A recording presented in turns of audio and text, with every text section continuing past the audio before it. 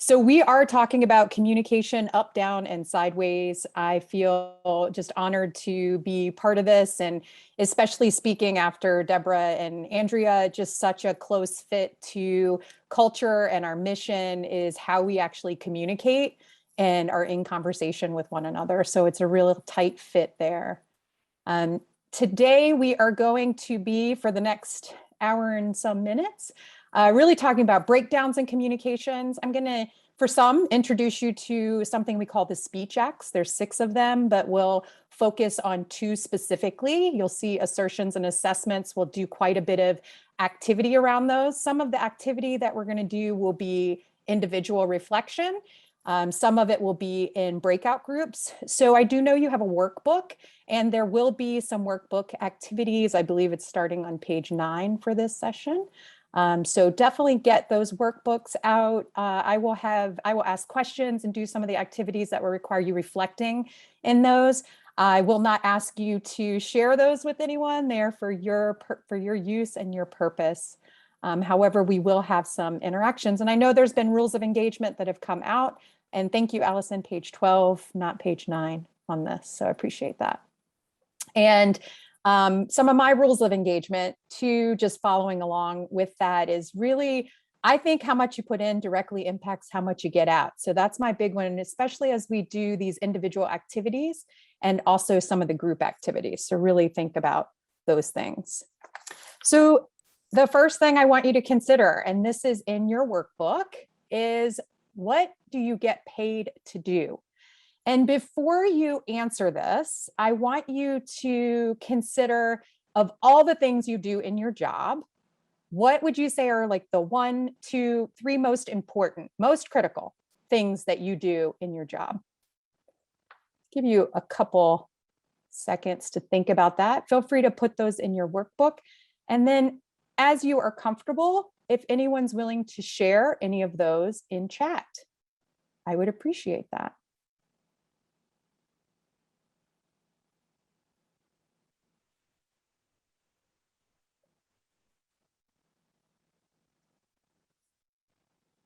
So what do you get paid to do? We have some coming in. Lead and teach others, network, solve problems, communicate, collaborate effectively, motivate staff. Lots of good stuff coming in. Find solutions, bring positive problem solving, serve the community. These are all great. Help our community, motivate, advocate and support, lead and train. Appreciate all of the chats coming in. I actually did this as well. And these are the things that I think I do. I get paid to do. I coach, so I'm a leadership coach, so I coach leaders. I develop and deliver workshops. I also conduct performance reviews. So that's another thing that I do. And so what I want to introduce you to is just a new way of thinking and a new way of understanding. If we had a binocular and we were watching you do all the things that you say you get paid to do, what would we see? How do you do the things that you're being paid to do? And the way you do that is through effective conversations. So I would see you engaging with others. I would see you talking and listening. At the end of the day, I would see you being in conversations. And there are a lot of different types of conversations. We can have conversations for being in relationship with each other. We have breakdown conversations. We may not always like those, but we have them. We have conversations for opportunities. We coordinate action, appreciation. And this is probably just touching on the iceberg of the many types of conversations that we have. The key is that our conversations move us in the world. They directly shape our possibilities, our actions, and our results. So in your workbook again, I want you to identify a conversation you should be having, but for whatever reason, you're not having it. And what do you think is keeping you from having that conversation? And I am actually going to give you a minute to do that.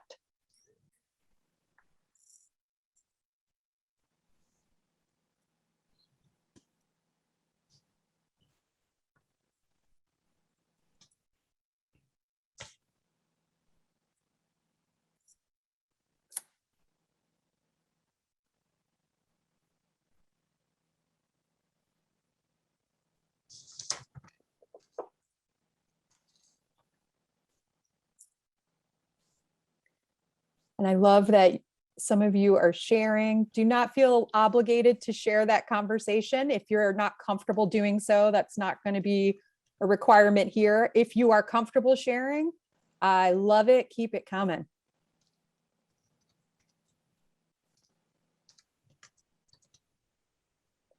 And while you guys are doing that, I'm actually going to share, I even have a conversation that I need to have, but I'm not. I have a colleague who, when I collaborate with her, the way she speaks in a very direct manner kind of shuts me down. And I am not having that conversation with her and giving her any feedback because A, it's uncomfortable. And B, I have concerns that it may impact, that she may get her feelings hurt. It could possibly impact our working relationship. And so I'm not having that. So we're going to come back to this. So right now, we're not going to do anything with this conversation we've identified that we should have, but for whatever reason are not. We're going to keep moving and we'll come back to this in a bit. So what we really want, right? Fundamentally, I think we all want to be understood and heard. We want to feel like we matter in some way.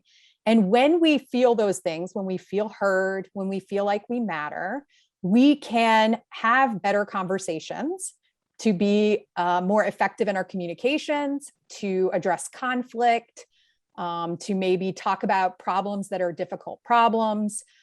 But fundamentally, we just want to be understood and heard. And so we're going to talk about some breakdowns that occur in our communication. And this may be a little tee up, this slide here, in regards to some of those breakdowns. But we are going to put you into breakout groups of 4. And I want each of the groups to identify 5 communication breakdowns. So we will need a note taker, someone who can just jot it down. And when we come back from these breakout groups, we will thumbs up to me if we do have everyone back. I think so.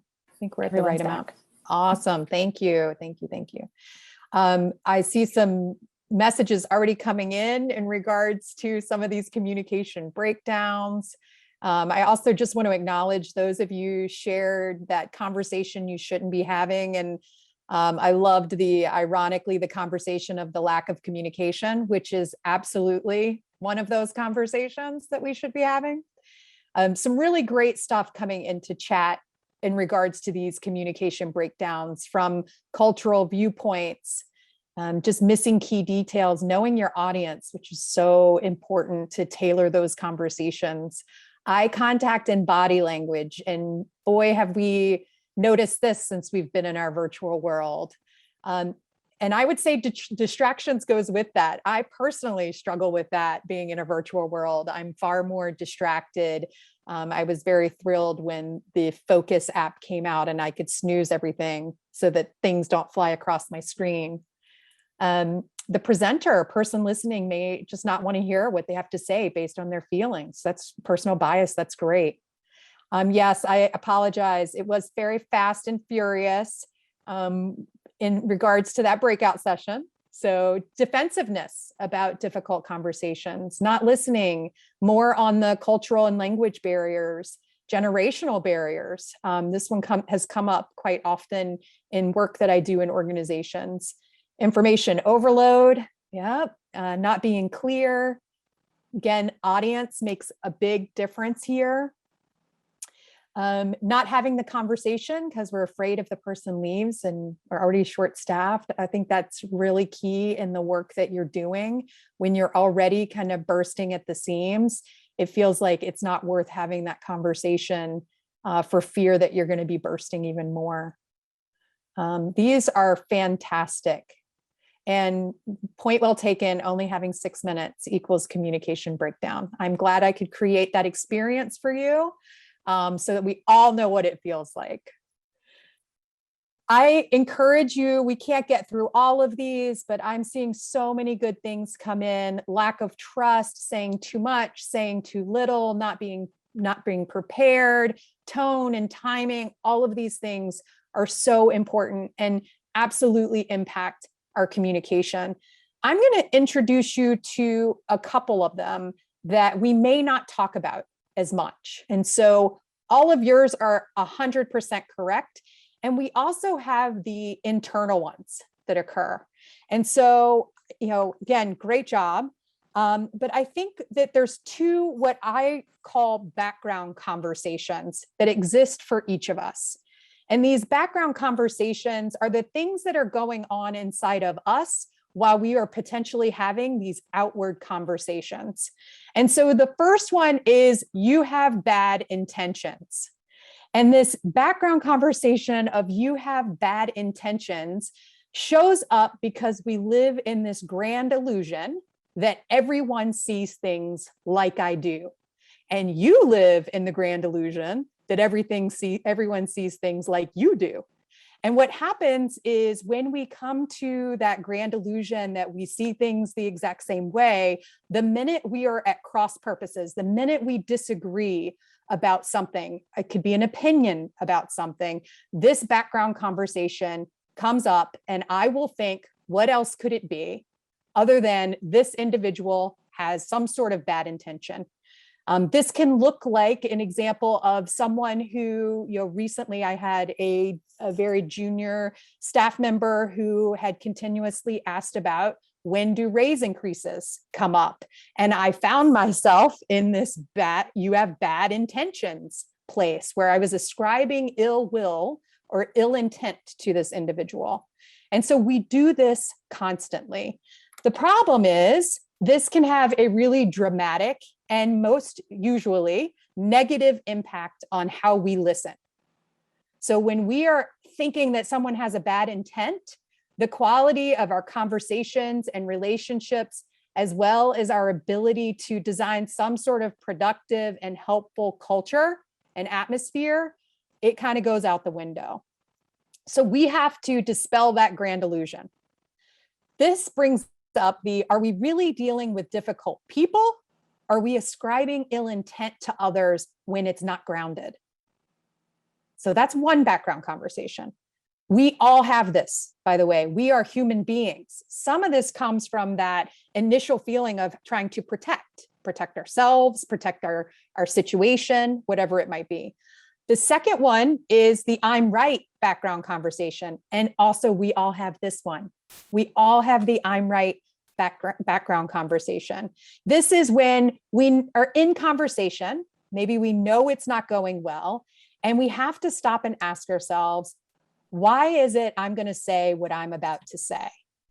Is it coming out of my mouth because I want to be right? Or is it really productive and useful in the moment? We want to be right. It's, again, a natural thing that occurs in us. The question is, how aware are we that this is coming up when we are in conversation with each other? Because you can be right or you can be in relationship, but you can't be both. Right? Living in this background conversation, it's not so obvious and apparent that we can easily notice it about ourselves. So that's something to keep in mind, but we keep doing it over and over, right? It's a choice we're making to live in that. So I think individually, and honestly, we brought up culture a lot. So culturally, we need to recognize the power and the impact, and it's not necessarily positive, that these background conversations have. We are not hermits. Everything we do is in community with other human beings. So if you do everything in total isolation, this conversation of I'm right probably has very little meaning to you, but for the rest of us, it does matter because we work with and through other people. There's also our own personal background conversations. So we all have these two background conversations, but we also have our personal ones. And I'll share one that I have. I grew up in a single family home. So I was raised by my mom. We did not have a lot of money. And she had a consistent message to me, and I'll use her words. Do not rely on a man. That was her words, but she meant do not rely on another person for financial support. And this was key to where she was in life. And this background conversation served me really well for a really long time. I'm a saver. I don't have credit card debt. I definitely take control of my finances. And it worked well until my now husband said, we're going to move overseas for a year and you're going to leave your job and we're going to go live the life of luxury in Italy before we have kids and all that good stuff. And it sounds exciting, and it was exciting, but about 2 months into that, I had what I now call a breakthrough. At the time was probably a breakdown. And the reason was about 2 months in, I realized I was not contributing financially to this relationship. That background conversation really came at me full force. And if I was not contributing financially, then I didn't know who I was anymore. How could I have let that get to this place? And so I ask you, what are those background conversations that you have that are personal to you? And make a quick note of those in your workbook. We're not sharing these, so I don't want you to feel like you need to share any of this, but be aware that we all have our own background conversations that impact us. I would love to tell you that I am like a recovering person from this background conversation, but if I'm being completely honest, it still sneaks up on me. My husband can ask me the most innocent of questions in regards to our savings account, and I can be triggered. So these background conversations have words that trigger us, and we have to be aware of them.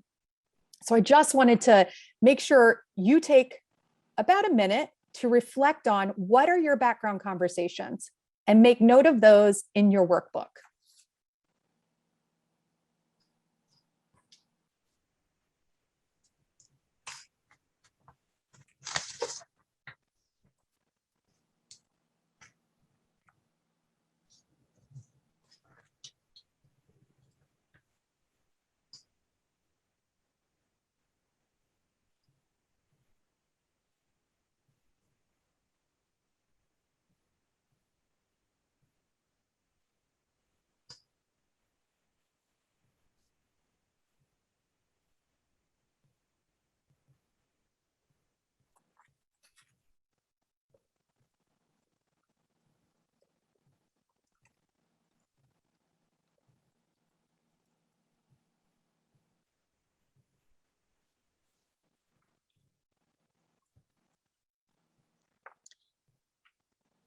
So I hope you had a little time to just reflect on these background conversations, the you have bad intentions, the I'm right, and then any that might be specific to you.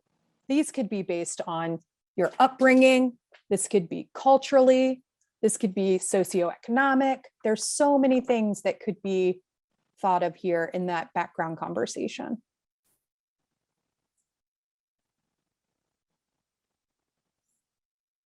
We're going to keep moving. So we talked about, you were in your groups for, I know, far too short. I saw that a couple times. It was like a teaser. We talked about the communication breakdowns. So now we want to talk about, well, how might we limit those? So I'm curious if you'd be willing to share, what is one way to limit communication breakdowns? I love it. Self-reflection. Yes, establish trust. Active listening. Being transparent. Circle back with the person it went poorly with to ask why. I love that. Target the communication to the listener. Honesty, being respectful, more on trust. Trying to understand where the other person is coming from. We heard empathy in one of our earlier sessions, like how to be more empathetic. View communication through the lens of content, context, and timing. World chat. Follow through, seeking clarification, positive intent. So I hear a lot about being intentional. So many good things coming through here. Confirming understanding. These are wonderful. Not making assumptions, and that's going to tee me up. So thank you, Alda, for that. Do not make assumptions. You're going to tee me up well there.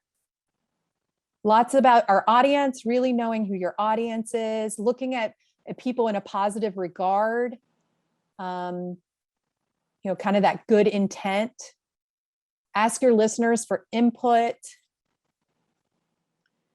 One of the things I love doing in workshops is doing these types of chats, because this gives you so many good ideas as a group for how you can limit your own communication breakdowns. These are such good reminders. Being open-minded. Sometimes that verbal communication can be better in the written. I love communicating the why behind your message.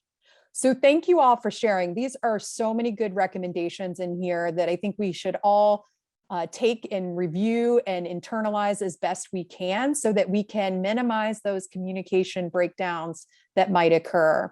I'm going to introduce you to what we call the 6 speech acts. And in your workbook, I provided a bit more context for some of the ones we won't dive as deep into, but really there are 6 speech acts. And this is based on there's some work done prior to this, but there's a specific book called Language in the Pursuit of Leadership Excellence, where they really break down these, and I put them in the slide, so you'll have access to resources that I mentioned there. And they identify 6 acts that we take when speaking. They are assertions, assessments, declarations, requests, offers, and promises. And again, you have a little bit more about this in your workbook, but we're going to jump into assertions and assessments. For the sake of time today, we can't dig into every single one of them. And the key for these is, what we talk about is in limiting those breakdowns. So to tie this back, if we can better understand the distinctions we use in language, then we can limit those breakdowns, because now we can call them assertions or assessments. We can call them declarations. If we're making requests, and I encourage everyone to look into this, how do we make effective requests? Same goes for offers. And when we're making promises, what do we do if we can't make that commitment? I'm a believer that it's not about keeping every promise we make or keeping every commitment we make. It's about managing them. And if we manage them, then we are communicating well. And so we got to learn, right? We got to be open to learning new things. And that's what we're going to dig into.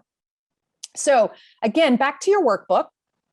What I want you to do is take a minute. You are going to take some notes on strengths for yourself as it relates to communication. So what are strengths you have as it relates to communication? I also want you to make note of what are some areas that you can improve in as it relates to communication. And you don't need to put the person's name in here, but I want you to think of someone else and write in what are their strengths for communication. And that same person, what maybe are some areas that they can improve on as it relates to communication. And lastly, I want you to write 1 or 2 facts about your job. And so we're going to take a couple minutes to do this. So get my handy timer out here. And I'm going to be quiet while you write in your answers to these in your workbook.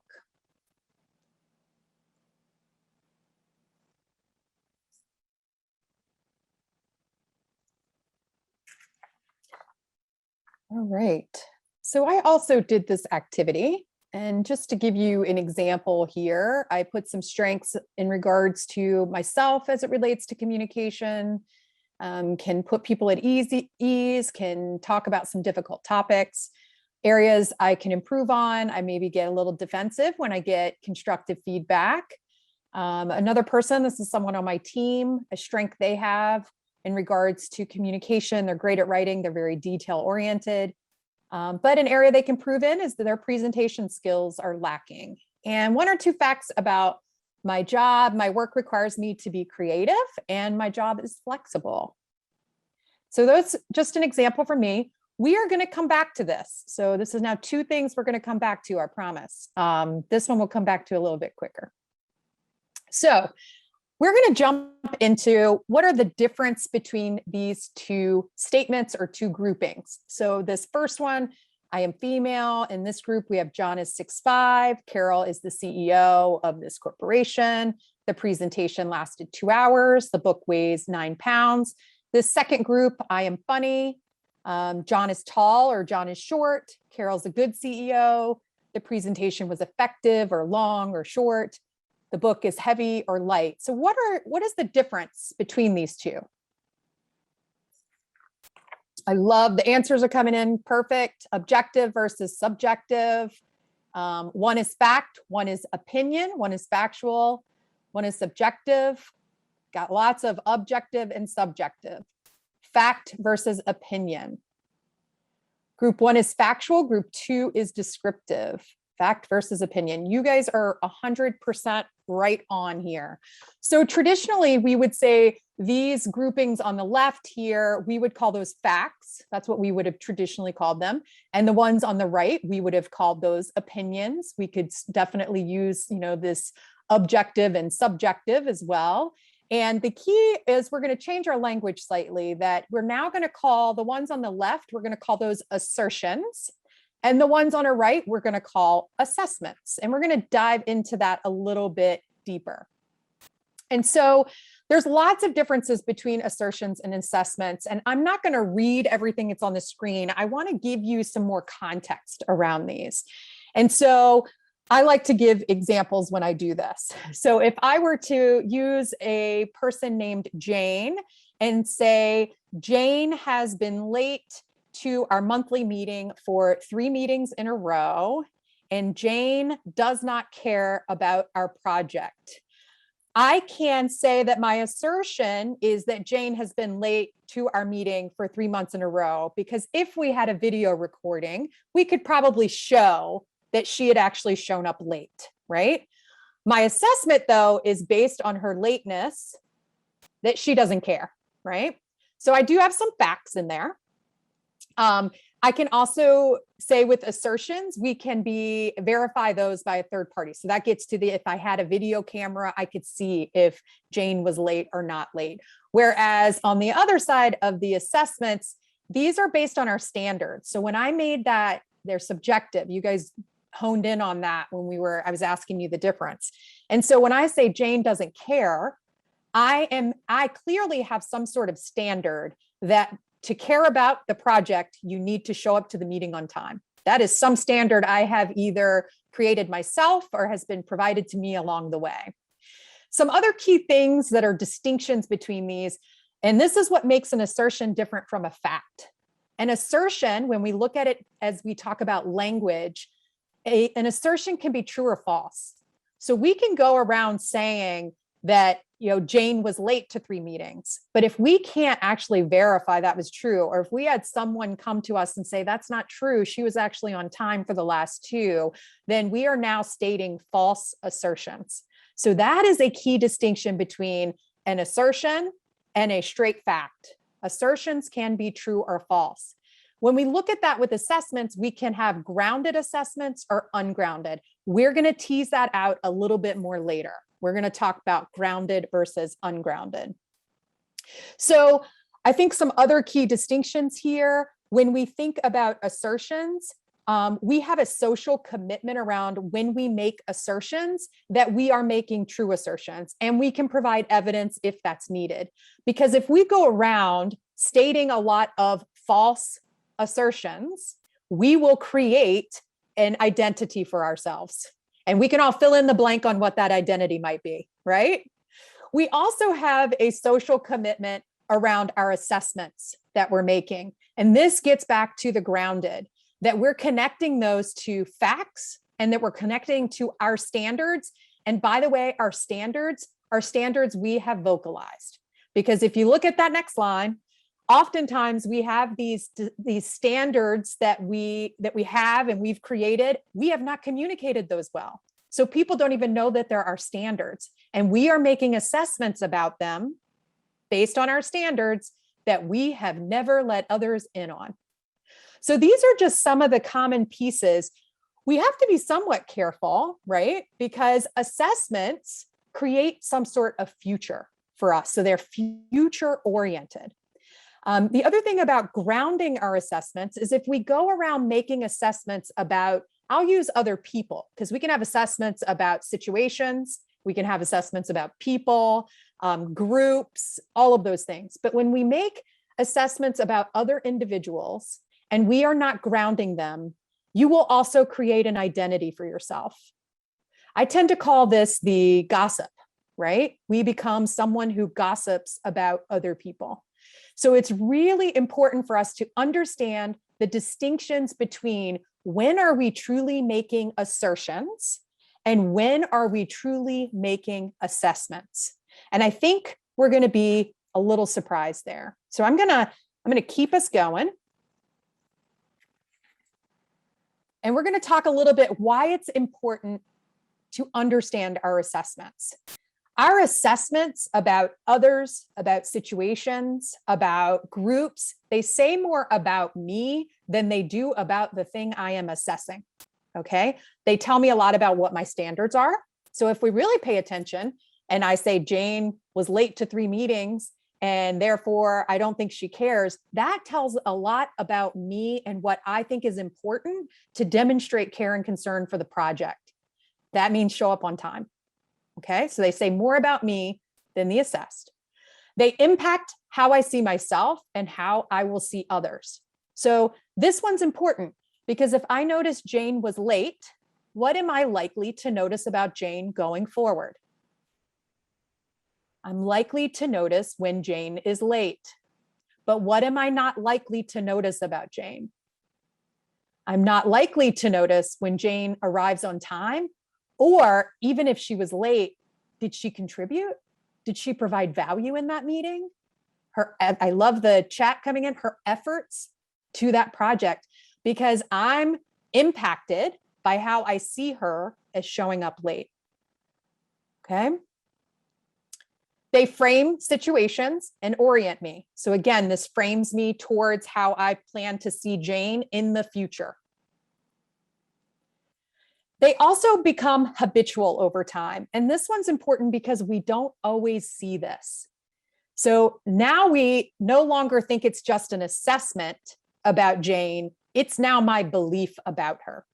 So now it's like a core belief that I just believe she doesn't care, right? She doesn't care about this project.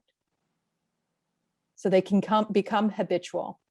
And then also this one, our assessments are never the capital T truth, right? They're based on so much more than just that one experience in the room or those 3 late meetings. You know, Jane could have arrived late because she takes care of her elderly mother, right? Maybe the time of the meeting didn't work well with her, but Jane didn't want to be needy. She didn't want us to change our entire schedule for her. So she never said anything. We don't know the full story. I love find the why for Jane being late. I think I've talked about Jane a lot, apparently. Poor Jane. And they also influence the future, whether we ground them or not. So again, this gets back to what will I notice? What won't I notice? What will I pay attention to? Where will I focus my attention when it comes to Jane in this project? And they'll also influence the actions I take and how I take them.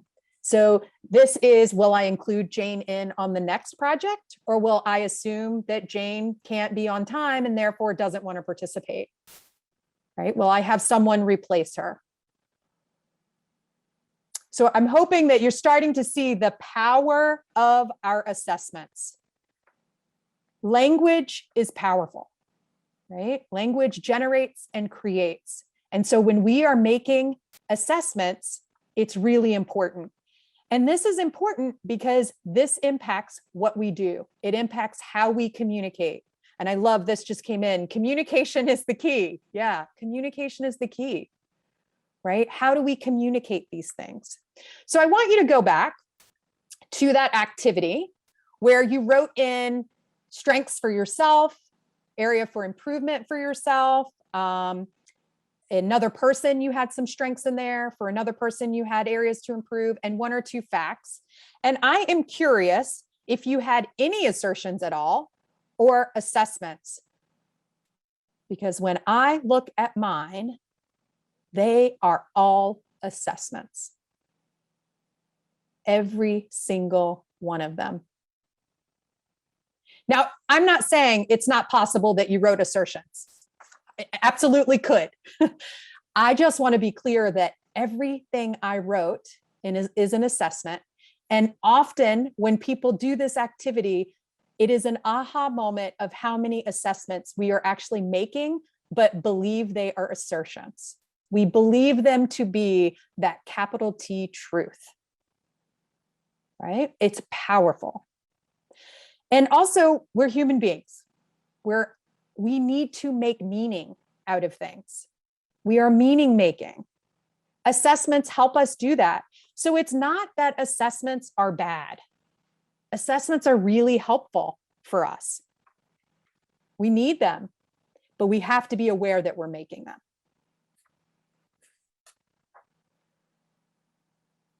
Curious, anybody have any assertions? A yes or no works here. Awesome. I'm glad to see some of you. I learned only one. Appreciate it. Got some no's in here too. Thank you for that. I love that you guys were able to own that. Yeah, you did have some assertions, and some of them were assessments, and maybe some of you had all assertions, and that's awesome. I just want to be clear that now you know the distinction between them. So we are going to do another activity, and we're going to have you get into groups of 4.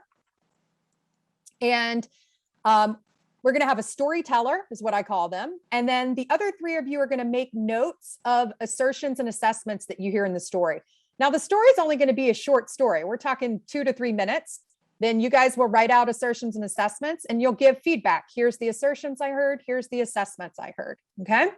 So person A, whoever decides to share that personal situation or story, it's going to be a story that's caused you some anger, stress, frustration, resentment, something like that. Okay. You're going to tell the story. Again, the other 3 people, you'll make note of those assertions and assessments, and you will share those. And then we will send a note halfway that we can switch, and someone else will be a storyteller. We only have time for 2 storytellers in the group. So just so we know that going in. So I know, again, probably didn't feel like enough time, but hopefully we were able to get through one story and start to tease out some assertions and assessments so that you could practice a bit more about differentiating between those. It's a really important thing to know when we're speaking in assertions and assessments. And I think the next thing is to determine, well, what do we do with it? If we know we have an assessment, what do we do next? And this, if you can recall back to when we were learning the differences between assertions and assessments, we talked about grounding our assessments. So with assertions, you could have a third party come in and validate or verify that they're speaking the truth. But with assessments, we need to do a little bit more work. We need to ground those assessments. So we're going to talk about doing that. So with grounding our assessments, there's really a few steps that you need to do. And I'm actually I'll go through each of these, but I'll highlight the one that when you have no other time, this is the one you need to be doing. So the first one is just clarify why you are making the assessment. And remember, we talked about that background conversation of I'm right. If you get to step 1 and you say, oh, you know what, I'm making that assessment because I want to be right, then you don't need to go any further. You have clarified why you're making that assessment, and you're not making it in a productive way. And you can say, oh, I'm in my I'm right background conversation. I need to scrap this assessment and start over, right? If that's the sole reason I'm making it. The second piece here is we talked about those standards. Well, what are the standards that I am using to assess either this person or this situation? Oftentimes we are not very clear on our standards. And I think this step is important if we haven't provided a lot of clarity to other people about what we are expecting to see. And especially as leaders, this becomes really important. What are my standards? If I'm making an assessment about someone and maybe I haven't been clear about my standards, this is a great opportunity for me to get that clarity. This goes back to my Jane story. Clearly showing up on time is important. That maybe not for everyone, right? But if I can be more clear with my team of what is required if you can't be on time, maybe I just need a little heads up. Maybe I need to know if I need to start the meeting 5 minutes later. There's all sorts of different options we have, but if you at least know what my standards are, you'll know that we can have that conversation. Number 3, I actually want you to come up with actions or events. These are assertions that support your assessment. So what are the things that have happened that actually say, yeah, my assessment is true? Jane was late these 3 times. Maybe Jane didn't participate in a particular meeting. Maybe Jane didn't provide her weekly report to me. All of those could be actions or events, I call them assertions, that demonstrate my assessment is a correct assessment, right? I'm not going with right or wrong assessment, but correct for me. And number 4, which is the one, if I could have sound effects, would go ding, ding, ding, ding, pay attention to me.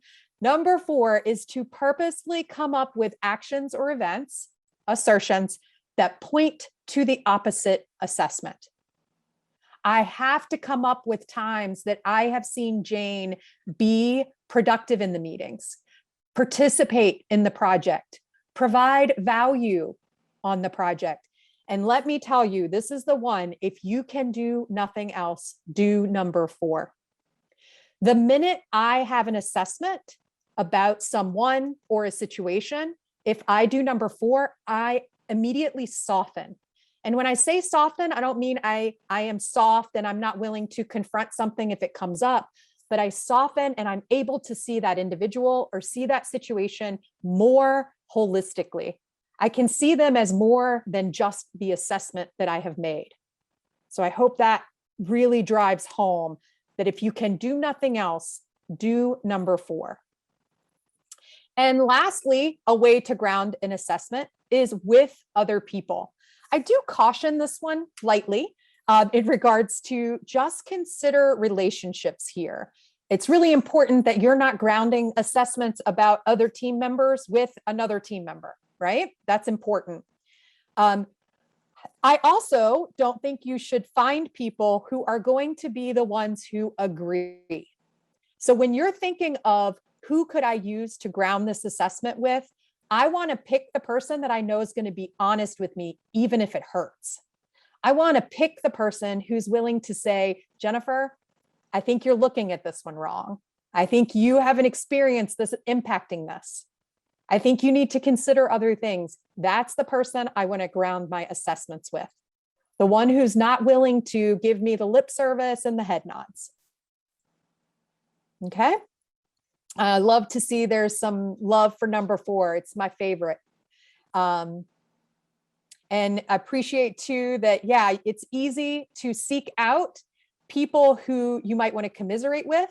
And I would say if you are seeking out people who are going to prove you right, you might be in that I'm right background conversation. Okay, so just to connect that. So I want you to take a minute individually. And I want you to think about an assessment you currently have. What is an assessment you might have? This could be about someone else that you work with. This could be about a situation that has occurred. This could even be an assessment you have about yourself. And I want you to walk through the steps to ground that assessment. So I want you to clarify why you're making it. Think about your standards. What are some of those assertions that support it? What are some of the assertions that point to the opposite, that are against that assessment? And then we're not going to be able to ground with other people, but I want you to consider that. And I'm going to give you about 5 minutes to start doing this.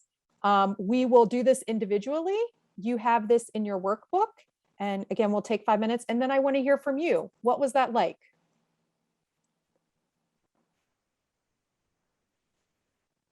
I love Christine's question.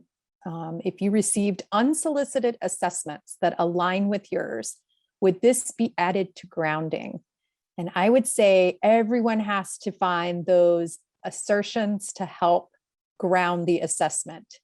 I think if we all, how we have, if we've ever worked with someone who maybe just has been a difficult person to work with, and other people have experienced that as well. And so you all have the assessment that the individual is difficult to work with. It's easy to just write it off as the individual is difficult to work with. But if we can come up with the assertions that demonstrate to us why we're making that assessment, right? Then we have a great place for providing feedback. I often think people aren't giving clear feedback on what makes them, I'm using the example of difficult, right? Of what makes them difficult. They just hear you're difficult to work with. So if you go through the exercise of actually finding out, well, what are those, this is number 3, what are those assertions that support my assessment that you're difficult? I now have the information needed to say, hey, Joe, I find that I can say the assessment, it's difficult to work with you on this, when we were working on this project, this is how you presented the information. You didn't leave a lot of room for me to collaborate. You didn't ask me any questions, and whatever else comes up, those assertions that you can bring forward to provide that feedback. Really great question. But I still think even if you have others who have the same assessment, there's probably a likelihood that you have some assertions to support it. But I still think going through that process of finding out what those are can only help you in working with that individual. So what did you guys think of this? Love some of the stuff coming through here. Sincere self-evaluation on perspective of self and others, learn to ask questions. Yes, and it takes more mental energy to tease out the actual facts and objective information from the situation. Yes, it does. Keeps perspective, makes you think before acting and speaking. I love that you key in on that empathy piece. It does. That number 4 immediately creates some empathy. Wonderful.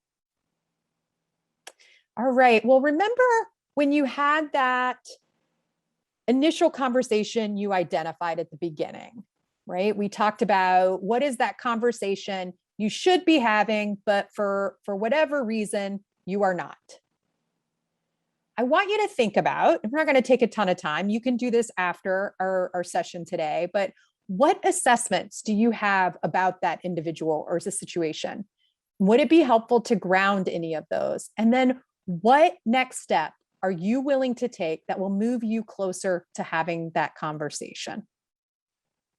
Just think about that for a minute. Again, you can take more time to do this after our session today. I did see a great question come in about, is it possible to be too empathetic? And Cecilia, I appreciate that question. There is something called the fallacy of empathy, where empathy can get in our way of being able to see the full picture. So yes, I believe you can be too empathetic.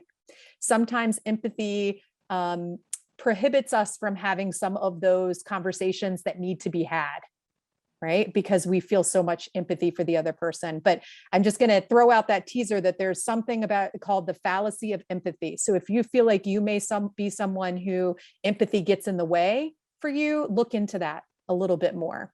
Again, fallacy of empathy. And I can put that in chat as well. There's lots of stuff written about that. So just a couple of key takeaways. Our conversations move us in the world. They directly shape our possibilities, actions, and results. And fundamentally, what we all want is just to be understood and heard. We all have those background conversations, that bad intentions and that I'm right background conversation. We also have our own background conversations that are shaped by our own experiences in life. From the time we were small till even things we learn as adults. We can limit those breakdowns in communications by just better understanding the actions we take in communicating. That gets us to the 6 speech acts. And recognizing the difference between the assertions and assessments that we are speaking into the world can dramatically impact our next steps. And then grounding our assessments is key to being a better communicator and just an all-around better human being. Lastly, we all have conversations we should start, conversations we should stop, and conversations that we should continue. And that's another thing that you can look towards. So if you are willing, I'd love for you to share in chat, what is one key takeaway you have from our time together today? And I do see some things coming in about books and references. I do have a slide, as Cindy mentioned. I love these, understanding the difference, grounding, conversations are hard. I love that that resonated. You can be right or you can be in a relationship, but not both. Perfect. My standards may not be understood. Rely on fact, not fiction. Self-awareness, always 2 sides. Actually, I think there's 3 sides. There's a conversation that happens between the 2 of us. There's the one that happens in my head, and then there's the one that happens in your head. But you're right, 2 sides to a story. Yes, great. Appreciate the differences, grounding, a lot of mentions of the background conversations. I appreciate you all putting in some of your key takeaways. These are great.